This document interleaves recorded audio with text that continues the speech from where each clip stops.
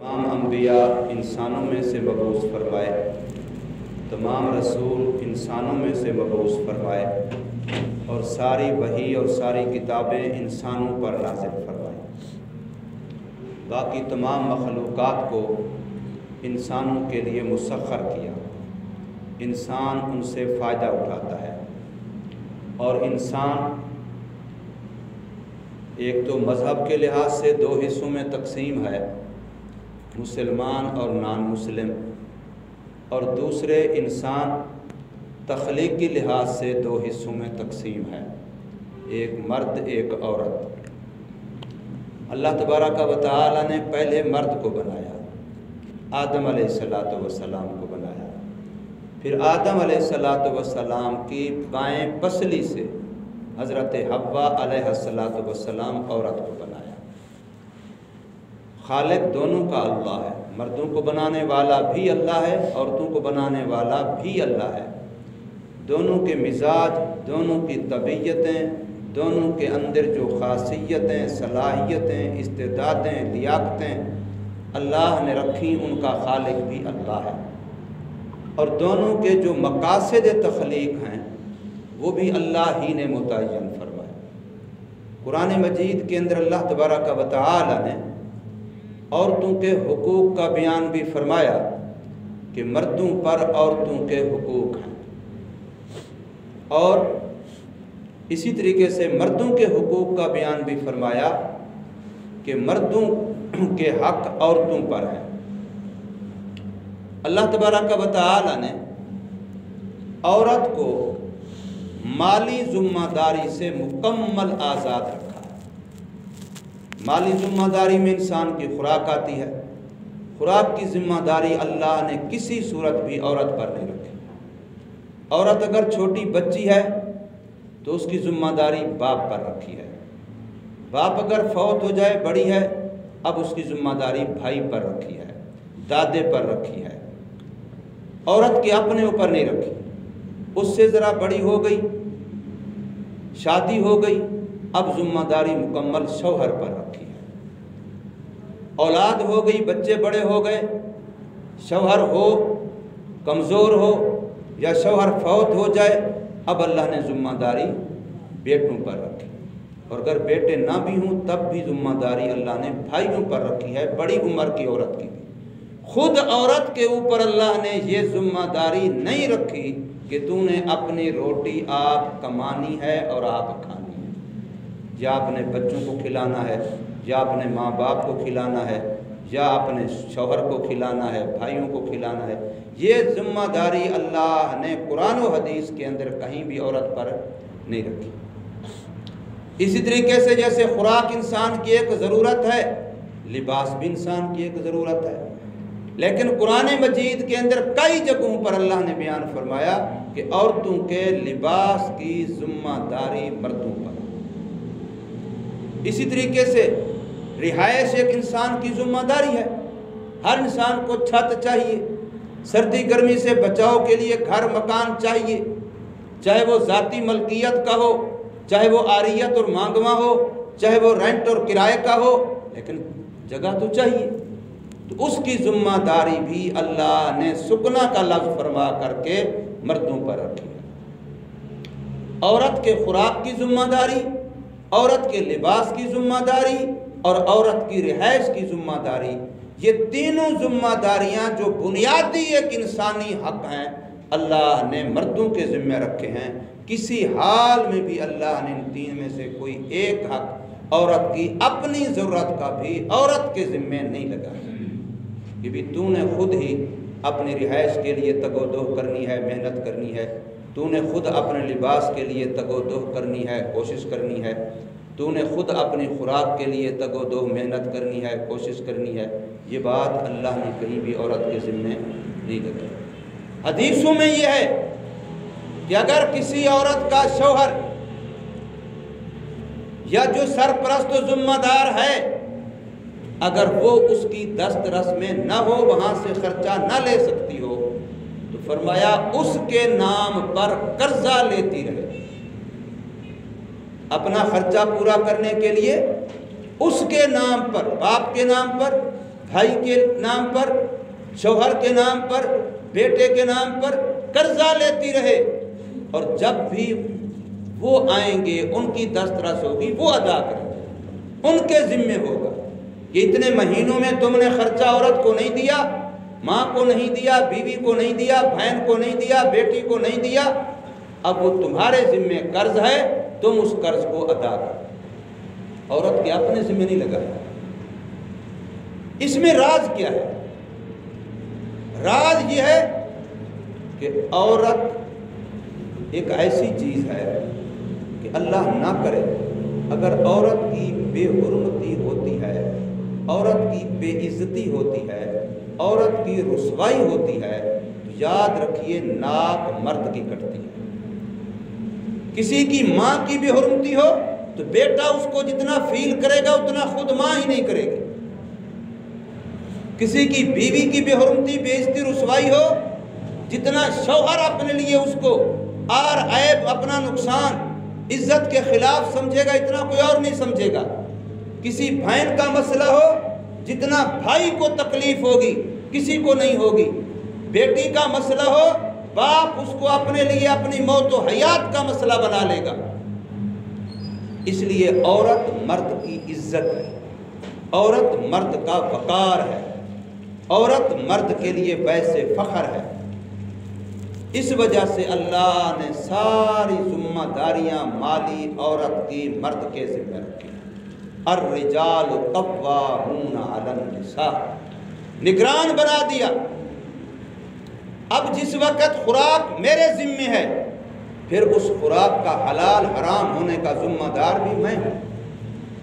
اگر میرے بچوں کی خوراک میرے ذمہ ہے، میرے گھر کی خواتین کی خوراک میرے ذمہ ہے، تو پھر میں اس کا بھی ذمہ دار ہوں کہ ان کو حلال خوراک پہنچاؤں، حرام سے بچاؤں، جائز روزی دوں، ناجائز سے بچاؤں۔ ان کی رہائش میرے ذمہ ہے تو ان کو جائز رہائش دینا اور ناجائز رہائش سے بچانا، با پردہ رہائش دینا، بے پردہ رہائش سے بچانا، یہ میری ذمہ داری ہے۔ ان کا لباس میرے ذمہ ہے تو پھر یہ میری ذمہ داری ہے کہ ان کا لباس با پرد ہو، بے پرد نہ ہو، با حیا ہو، بے حیا نہ ہو۔ نہ ان کا لباس ایسا ہو جو باریک اتنا کہ جسم نظر آتا ہے، اور نہ ان کا لباس ٹائٹ اتنا کہ جس سے جسم کا اونچ نیچ نظر آتا ہے۔ یہ میری ذمہ داری ہے، اس لیے کہ لباس پر خرچہ میں نے کرنا ہے۔ اللہ نے لباس باپ کے ذمہ لگایا بیٹی کا، اللہ نے لباس بیٹے کے ذمہ لگایا ماں کا، اللہ نے لباس بھائی کے ذمہ لگایا بہن کا، اللہ نے لباس شوہر کے ذمہ لگایا بیوی کا۔ جب لباس کی ذمہ داری اللہ نے میرے ذمہ رکھی ہے، مرد کے ذمہ رکھی ہے، تو پھر مرد اگر اپنے گھر کے خواتین کے لباس سے آنکھیں بند کر لے گا کہ میری بیوی کیسا لباس پہن رہی ہے، میری بہن کیسا لباس استعمال کر رہی ہے، میری بیٹی لباس کیسا استعمال کر رہی ہے، اگر وہ آنکھیں بند کر لے گا تو یہ دیوس بھی ہوگا، بے غیرت بھی ہوگا۔ مرد کی ذمہ داری ہے کہ میری بیٹی باہر نکلتی ہے تو کس لباس میں نکلتی ہے، میری بہن اگر گھر سے باہر جاتی ہے تو کون سے لباس میں جاتی ہے، میری بیوی اگر گھر سے باہر جاتی ہے تو کون سے لباس میں جاتی ہے۔ یہ نگرانی، یہ ذمہ داری مرد کے ذمہ ہے۔ یہ مرد سمجھے کہ یہ جمہوریت ہے، آزادی ہے، اس کی مرضی ہے، معاشرے میں یوں چل رہا ہے، معاشرہ تو شیطان کا چلے گا اور تو مسلمان ہے، کلمہ پڑھتا ہے۔ معاشرہ بے غیرتوں کا ہے، تو غیرت مند ہے۔ معاشرہ بے حیاؤں کا ہے، تو حیا والا ہے۔ یہ کیا کہ معاشرے میں چونکہ یوں ہے، اس لیے میری بیٹی بھی یوں پہنتی ہے تو کیا بات ہوئی، میری بہن اگر پہن لے تو کیا بات ہوئی، میری بیوی اگر پہن لے تو کیا بات ہوئی۔ قطعاً غلط ہے۔ قیامت کا دن ہوگا، مرد کو کھڑا کر کے پوچھا جائے گا، لباس تیرے ذمہ تھا، پیسہ لباس کا تیرے ذمہ تھا، اس کا خرچہ تیرے ذمہ تھا، میرے اللہ نے ذمہ لگایا ہے، دین نے ذمہ لگایا ہے، شریعت نے ذمہ لگایا ہے، قرآن نے ذمہ لگایا ہے، حدیث نے ذمہ لگایا ہے، جو کلمہ پڑھتے ہیں میں اور آپ، اس کلمے نے ذمہ لگایا ہے۔ آنکھیں بند کرنے سے قیامت میں مسئلہ ہماری جان نہیں چھوٹے گی۔ لباس میری بیوی استعمال کرے، بیٹی استعمال کرے، بہن استعمال کرے، اس کی ذمہ داری میرے اوپر ہے کہ لباس باپرد ہو، لباس حیا والا ہو، لباس جسم کو چھپانے والا ہو۔ آج جو ہمارے ہاں مصیبت چل پڑی ہے کہ ایک عورت اس لباس میں بہر آتی ہے کہ ایک غیرت مند بندہ، حیا کی آنکھ والا مرد، وہ دیکھ کے آنکھیں جھکا لیتا ہے۔ بھلا یہ بھی کسی مسلمان کی بیٹی ہوگی؟ بھلا یہ بھی کسی غیرت مند کی بہن ہوگی؟ بھلا یہ بھی کسی حیا والے کی، کسی غیرت والے کی بیوی ہوگی؟ دوسرا جو سوچے تو میں خود کیوں نہ سوچوں؟ دوسرا بندہ سوچے میرے گھر کی خواتین کے بارے میں کہ یہ جو اس لباس سے باہر نکلتی ہیں، کیا ان کے مردوں میں غیرت نہیں ہے؟ کیا ان کے مردوں کی آنکھ میں حیا نہیں ہے؟ دوسرا دیکھ کر کے سوچتا رہے تو میں کیوں نہ سوچوں؟ میں اپنے گھر کی عورتوں کا لباس ایسا کیوں نہ رکھوں اور ان پر قدخن کیوں نہ لگاؤں؟ ان کو روک ٹوک کیوں نہ کروں؟ ان کو کہوں سمجھاؤں کیوں نہ؟ ان کو واعظ و نصیحت کیوں نہ کروں کہ بھی اس لباس میں تم باہر مت نکلو کہ کسی اور کو کہنا پڑے کہ یہ تو حیا کے خلاف ہے، یہ غیرت کے خلاف ہے، یہ پردے کے خلاف ہے، کسی اور کو کہنا پڑے۔ میں خود اپنے گھر کی خواتین کو، میں نگران ہوں اپنے گھر کا، میں ذمہ دار ہوں اپنے گھر کا۔ اگر میں یہ نہیں چاہتا کہ میری عورت جب میرے گھر میں ہو کوئی باہر کا اندر نگاہ ڈالے، کوئی آدمی یہ پسند نہیں کرتا کہ میرے گھر میں میری بیٹی ہے، میرے گھر میں میری بہن ہے، میرے گھر میں میری بیوی ہے، کوئی باہر والا اندر نگاہ ڈالے، یہ میں اس کی آنکھ نکال دوں۔ کیوں اس کو جرأت ہوئی؟ جب میں یہ پسند نہیں کرتا تو پھر مجھے یہ کیسے برداشت ہے کہ میری بہن، میری بیٹی، میری بیوی اس لباس میں باہر بازار میں جائے، گلی میں جائے، معاشرے میں جائے، کسی فنکشن میں جائے کہ دوسرے اس کو تاڑ کے دیکھ رہے ہوں؟ اس وقت میری غیرت کہاں چلی گئی؟ اس وقت میرا حیا کہاں چلا گیا؟ اس وقت میری جوان مردی کہاں چلی گئی؟ اس وقت میں مرد کیوں نہ رہا؟ میری مردانگی کہاں چلی گئی؟ عورتیں میرے گھر کی ہیں تو ان کا نگران اللہ نے مجھے بنایا، ورنہ قیامت کے دن پہلی صف میں نماز پڑھنے والا حاجی، غازی، تبلیغی بھی، مولوی بھی اگر دھیان نہیں کرے گا تو یاد رکھیے اپنی نماز، اپنی عبادتیں بھی نہیں بچا سکیں گی۔ اللہ کھڑا کر کے پوچھیں گے کہ یہ تیری ذمہ داری تھی، تو نے اس ذمہ داری کو کتنا نبھایا؟ میرے آقا صلی اللہ علیہ وسلم نے اس وقت فرمایا تھا، النساء حبائل الشیطان، عورتیں شیطان کے جال ہیں۔ جیسے آپ دیکھتے ہیں کہ مچھلی کا شکار کرنے والا پانی میں جال ڈالتا ہے، مچھلیاں پھنسا لیتا ہے۔ فرمایا شیطان عورتوں کو بے پردہ بازاروں میں باہر لے آتا ہے، پھر مردوں کے ایمان کو شکار کر لیتا ہے، ان کی غیرت کو شکار کر لیتا ہے، ان کے حیا کو شکار کر لیتا ہے۔ عورت مرے گی، عورت فوت ہوگی، ہر گھر میں فوتیاں ہوتی ہیں، بوڑھی مرے، جوان مرے، اس کے کفن میں کتنے کپڑے ہوں گے؟ 5 کپڑے۔ عورت کے کفن میں کتنے کپڑے ہوتے ہیں؟ 5 کپڑے۔ مرد کے کفن میں کتنے کپڑے ہیں؟ 3 کپڑے۔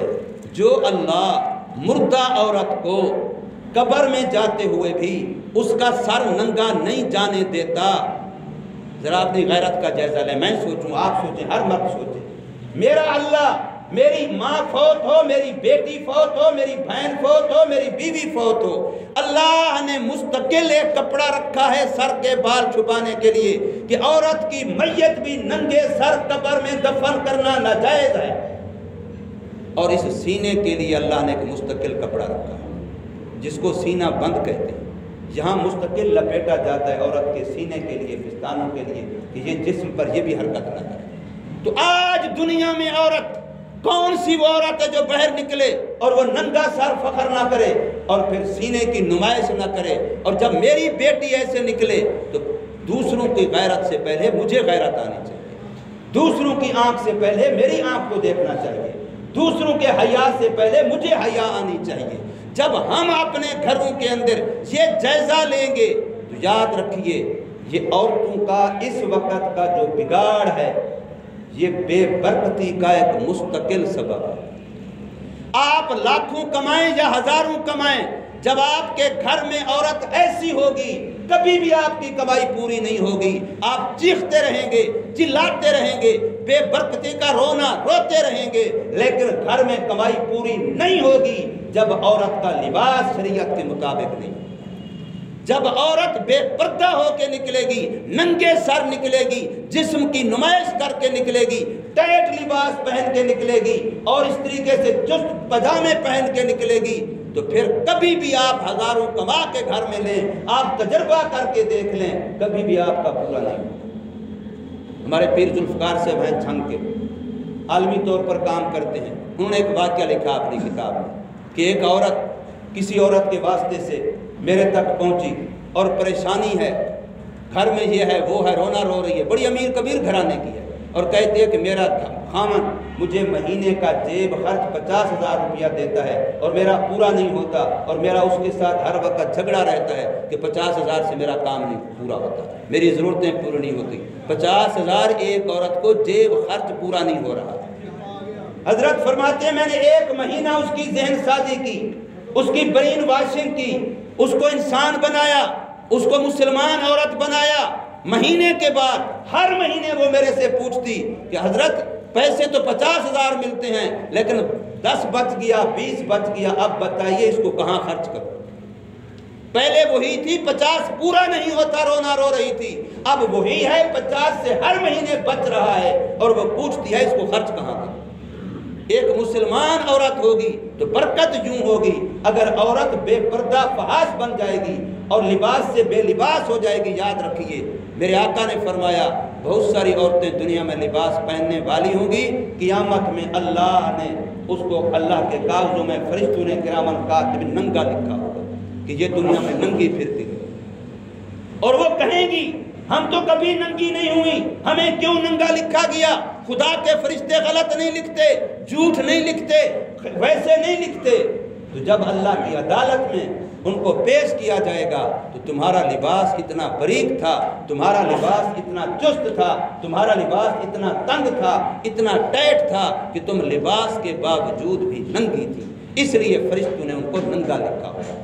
تو میری اور آپ کی غیرت کا تقاضا ہے، ہر مرد کی غیرت کا تقاضا ہے، حیا کا تقاضا ہے، مرد ہونے کا تقاضا ہے، مردانگی کا تقاضا ہے، شریعت کا تقاضا ہے، کلمہ قرآن کا تقاضا ہے، ایمان کا تقاضا ہے کہ ہم اپنے گھروں میں اپنی ماں بیٹی بہن کے لباس کو شریعت کے دائرے کے اندر لائیں، ورنہ عزتوں کا محفوظ ہونا بہت مشکل ہے اور رزق میں کبھی بھی برکت نہیں ہوگی۔ اللہ تبارک و تعالی ہمیں سمجھ نصیب فرمائے، عمل